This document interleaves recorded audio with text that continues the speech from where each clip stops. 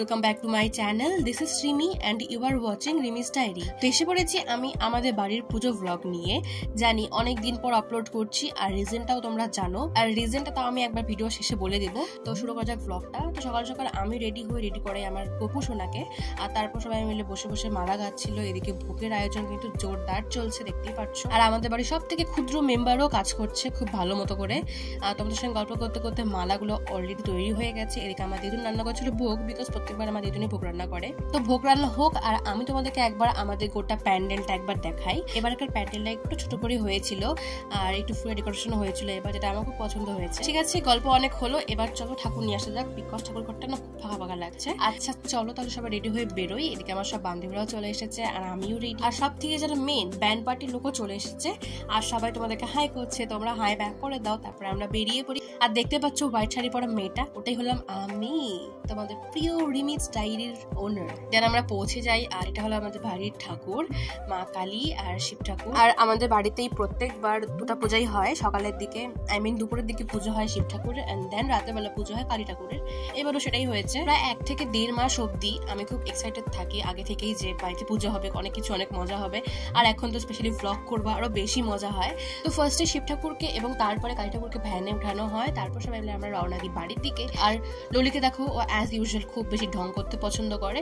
আর তারপর সবাই আমরা রওনা দিই বাড়ির দিকে। আর এবার বোধহয় প্রথমবার যে আমি বাড়িতে পুজোর দিন আমি শাড়ি পরেছি, প্রত্যেকবার নর্মালি ড্রেস বা কুর্তি পরেই থাকি। তো আমার এবারকার লুকটা কেমন লাগছে তোমরা অবশ্যই আমার কমেন্ট সেকশনে জানাও, আমি খুব এক্সাইটেড শোনার জন্য। আর যেহেতু খুব কাছেই ছিল আমাদের ওই ঠাকুর বানাতে দেওয়া জায়গাটা, তো খুব তাড়াতাড়ি বাড়ি চলে আসি। আর তারপর এসে আমার মা ঠাকুরকে ফার্স্টে বরণ করে, যেটা নিয়ম থাকে ঠাকুরকে বরণ করার, মা সেটাই করছিল। আর এর ফাঁকে আমার ক্যামেরাম্যান আবার আমাকেও দেখাচ্ছে অল্প অল্প করে। তো thank you for this clip.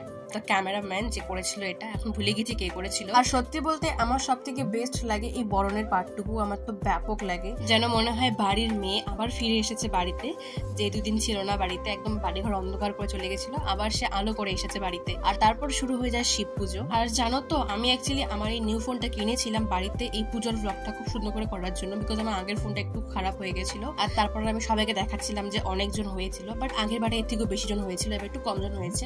আর চটিকে দেখো, ও আবার শুরু করে দিয়েছে ওর ঢং করা। ও যে এত ঢং করতে পারে, অ্যাকচুয়ালি সব থেকে ছোট তো আমাদের বাড়িতে, ওর জন্য এত ঢং করে। আর এই ক্লিপটা যে কে নিয়েছিল আই ডোন্ট নো, বাট এখানে আমাকে খুব কিউট লাগছে। অ্যাকচুয়ালি আমি কিউট, দ্যাটস ওয়াই কিউট লাগছে, তাই না?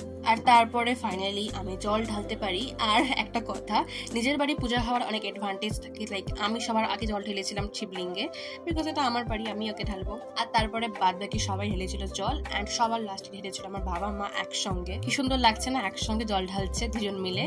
আর তখন কোথায় চলছিল ভোগ আরতি, সেজন্যই ঢাকা দিয়ে রাখতে হয়েছিল, বিকজ দেখা যায় না এটা। আর এখন হচ্ছিল আরতি। আমার না খুব পছন্দ লাগে এই আরতি টাইপের জিনিসটা, খুব সুন্দর লাগে। আর এটা হলো আমার মা, আর তারপর এটা হলো আমার মামি এবং দিদুন। আর 3 জনেরই না মুডটা সেদিন অফ ছিল, আমি সত্যি বুঝতে পারিনি কেন, বাট এখন আমি বুঝতে পারছি কারণটা কি ছিল, সেটা পরে সবাইকে বলছি আমি। তো তারপর সবাই মিলে আমরা অঞ্জলি দিই ভালো করে। আর আমাদের বাড়ির সামনে একটা পুজো হচ্ছিল, তখন তারা হয়তো ঠাকুর আনতে যাচ্ছিল। আর তারপরে শুরু হয়ে যায় কালী পুজো। তোমরা দেখতেই পাচ্ছ খুব একটা নির্ঝুম ব্যাপারটা রয়েছে ভিডিওতে, আমি ফিল করতে পারছি। অ্যাকচুয়ালি ওই দিনকে আমার দাদুকে হসপিটালে ভর্তি করানো হয়েছিল, বিকজ ওনার অবস্থা খুব সিরিয়াস হয়ে গেছিল। আর এখন তিনি আর আমাদের মধ্যে নেই, আর এই কারণেই আমি অনেকদিন ভিডিও আপলোড করতে পারিনি। আর এই বড় ভ্লগটাও আমি আপলোড করতে পারিনি, বিকজ খুব সময় লাগে এই বড় ভ্লগে ভয়েস দিতে।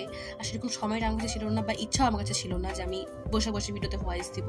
আর আমি আমার মিনি ভ্লগে শুধু এটাই বলেছিলাম, তাই আমাকে একজন লোক কমেন্ট করেছে যে তুই মানুষ নাকি জানোয়ার। আই ডোন্ট নো আমি কি ভুল বলেছি, যার যায় তারাই বোঝে যে সেই সময়টা কিভাবে কাটিয়ে এসেছে তারা।